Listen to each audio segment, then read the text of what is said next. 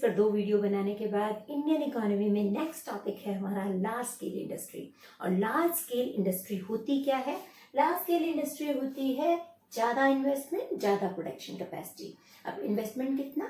Investment है 50 करोड़ से ज़्यादा। यदि आप इन्वेस्ट कर रहे हैं प्लांट और मशीनरी पे तो आपकी इंडस्ट्री लार्ज स्केल इंडस्ट्री है।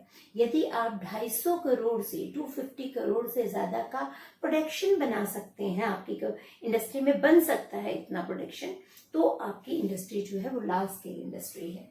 तो मेजर लार्ज स्केल इंडस्ट्रीज क्या होती हैं? समझ आ गया लार्ज स्केल इंडस्ट्री क्या होती है? तो major large scale industries India में कौन कौन सी हैं? तो एग्जाम्पल के लिए हम इसको आसान बनाने के लिए 2 पार्ट्स में डिवाइड करें। एक होती है कंज्यूमर गुड्स इंडस्ट्री और एक होती है producers good industry. Consumer good यानी कि जो हम इस्तेमाल कर रहे हैं, डायरेक्टली यूज कर रहे हैं, वो कंज्यूमर गुड इंडस्ट्री है। जैसे कपड़ा हो गया, स्टील के बर्तन हो गए, शुगर है, जूट है, जितनी भी चीजें हम इस्तेमाल कर रहे हैं जहां पर 50 करोड़ से ज्यादा का इन्वेस्टमेंट हो रहा है और 250 करोड़ से ज्यादा का प्रोडक्शन कैपेसिटी है। ठीक है, तो ये कंज्यूमर गुड। प्रोड्यूसर गुड क्या होती है? प्रोड्यूसर गुड होती है जो ये इंडस्ट्रीज जो चीजें इस्तेमाल करती हैं वो कहलाती हैं प्रोड्यूसर गुड। यानी कि प्रोड्यूसर जो जिस चीज को खरीदता है, उत्पादक जिस चीज को खरीदता है।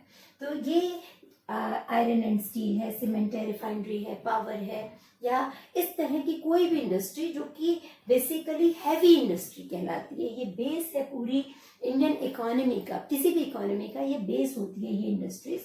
तो जैसे यदि हम स्टील के बर्तन बनाए तो कंज्यूमर गुड, यदि आप स्टील ही बना रहे हो, स्टील बना रहे हो, तो वो कहलाएगा आपका प्रोड्यूसर गुड। तो होप आपको समझ आया ये। अब बात करते हैं इसकी इम्पोर्टेंस की। तो इम्पोर्टेंस क्या है?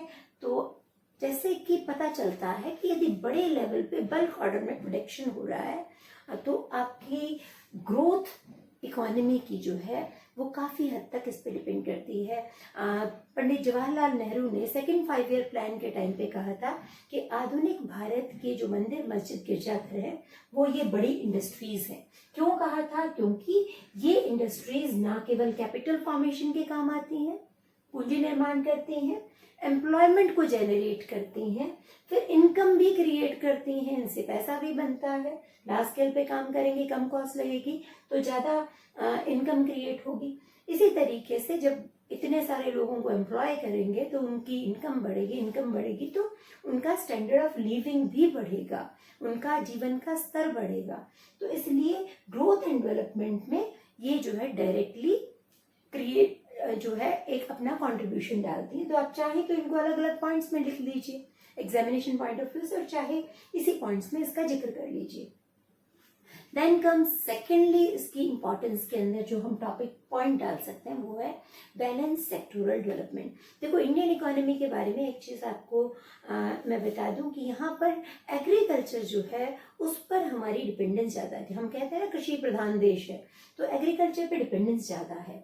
और होना क्या चाहिए? आजादी के इतने सालों बाद होना ये चाहिए कि हमारा सेकेंडरी सेक्टर कम्प्लीटली डेवलप हो जाना चाहिए। लेकिन यदि आप डेटा देखोगे तो 25-30% के बीच में होवर कर रहा है ये डेटा इंडियन इकोनॉमी में। जो जीडीपी में सेकेंडरी सेक्टर का कंट्रीब्यूशन है, इंडस्ट्री का जो कंट्रीब्यूशन है वो 25-30% से ज्यादा नहीं बढ़ा। तो ये जो है बैलेंस सेक्टोरल डेवलपमेंट नहीं है। सेक्टोरल डेवलपमेंट क्या है?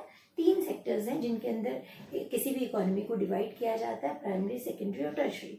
ठीक है, आसान शब्दों में कहूँ तो एग्रीकल्चर, इंडस्ट्री और सर्विस सेक्टर। ठीक, तो ये जो सेकेंडरी सेक्टर है वो हमारा, उस पर हमारी डिपेंडेंस ज्यादा नहीं बढ़ी, वो उतना नहीं बढ़ के निकला। तो जितनी ज्यादा इंडस्ट्रीज होंगी उतना हमारा सेकेंडरी सेक्टर डेवलप होगा, और जितना सेकेंडरी सेक्टर डेवलप होगा उतना ही हमारा जो डेवलपमेंट है वो बैलेंस्ड होगा।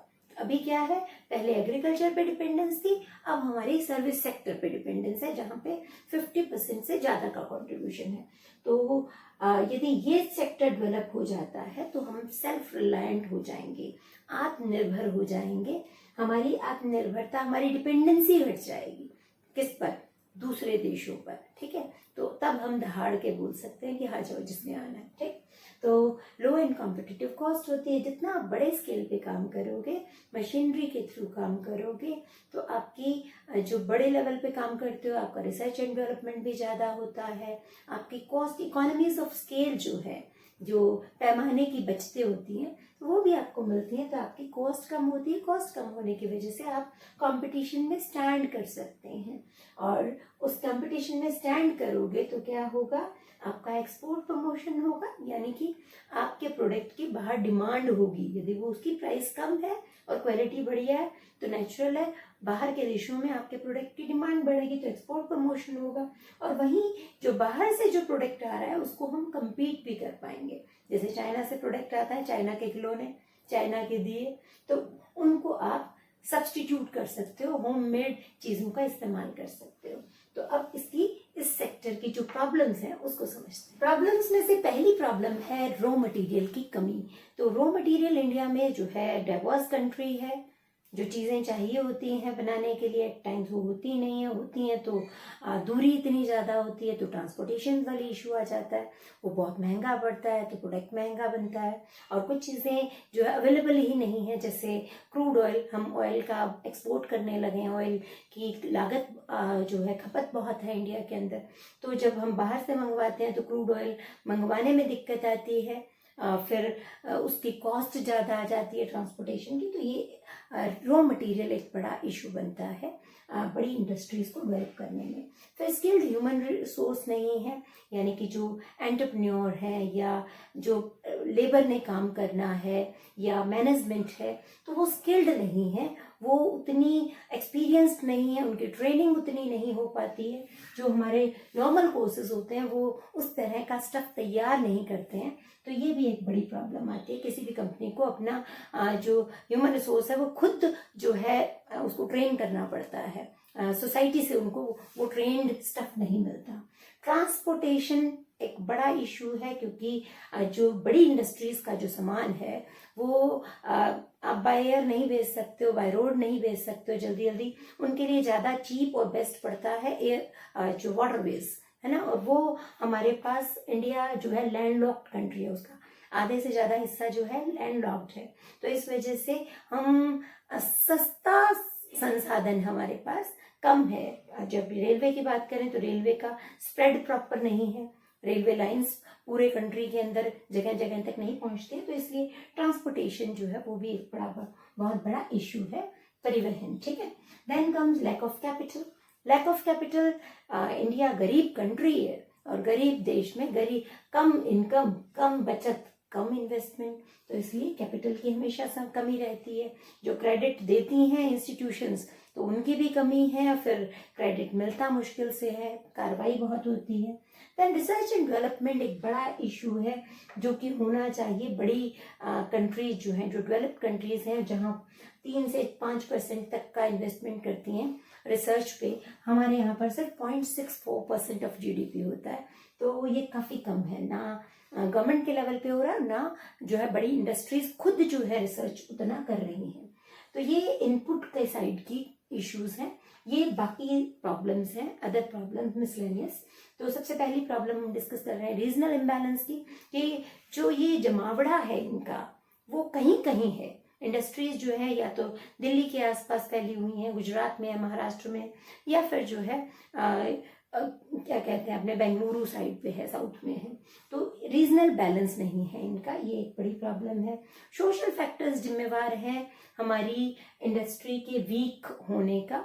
वो कैसे कि हमारे जो ब्रॉटअप होती है वो एज एन एंटरप्रेन्योर नहीं होती। हमें जब बच्चे होते हैं हम कहते हैं कि डॉक्टर बनना, इंजीनियर बनना, पायलट बनना, कोई ये नहीं कहता कि आप एक सफल बिजनेसमैन बनना। हम वो ना स्कूलों में पढ़ाया जाता है, ना परिवारों में दिखाया जाता है, तो हम एम्प्लॉयमेंट सीकर्स हैं। हम कहते हैं हमें नौकरी दो, हम नौकरी खुद देने के काबिल बनने की बात नहीं करते हैं।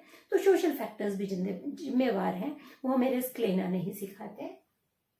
देन कम्स कि क्वालिटी को कंट्रोल करना ज़रूरी होता है। क्वालिटी जो है वो प्रॉपरली एक स्टडी तरीके की क्वालिटी आनी चाहिए आउटपुट के अंदर, तो वो नहीं आती क्योंकि हमारे यहाँ भ्रष्टाचार बहुत है, तो उस वजह से क्वालिटी पे हम कंट्रोल नहीं कर पाते हैं। इंडस्ट्रियल डिस्प्यूट्स बहुत रहता है, क्योंकि जहाँ लेबर ज़्यादा होती है वहाँ पे वो इकट्ठा होकर कभी स्ट्राइक है, कभी कुछ और तोड़फोड़ है, तो वो चलता रहता है। तो इंडस्ट्रियल डिस्प्यूट्स होते रहते हैं, उसका कारण हमारा थोड़ा थोड़ा सोशलिस्टिक ट्रेंड है, तो देन कम्स कंपटीशन। हमें जब हमारा प्रोडक्ट मार्केट में जाता है तो उसको थाईलैंड के प्रोडक्ट से, कोरिया के प्रोडक्ट से, फिर चाइना के प्रोडक्ट से compete करना पड़ता है। और वो हम कभी कभी ये पाते हैं कि हमारा मैक्सिमम टाइम ये पाते हैं कि हमारा product quality wise, cost wise जो है वो compete नहीं कर पाता है। गवर्नमेंट की तरफ से टैक्सेशन भी बहुत ज़्यादा लगता है, करे भी क्या, सरकार को चलाने के लिए पैसे चाहिए होते हैं, और गरीब मुल्क है, बहुत कम लोग पैसे टैक्स देने वाले हैं।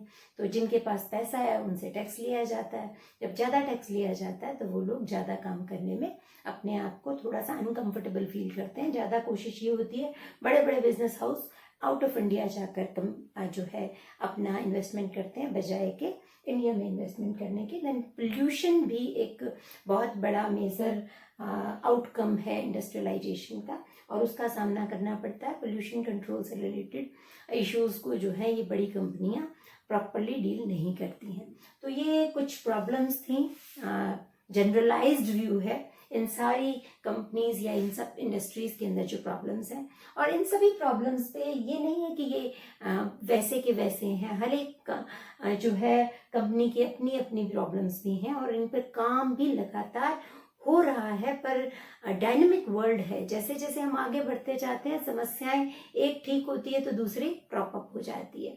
तो हमें बेसिकली अप टू डेट रहना है, और किसी तरीके से सरकार को भी जो है बड़ी इंडस्ट्रीज पे थोड़ा सा और ज़्यादा उनको मोटिवेशन एंड एनकरेजमेंट देने की ज़रूरत है। और होपफुली आपको ये टॉपिक समझ आया। Thank you so much for watching. All the very best for your exams.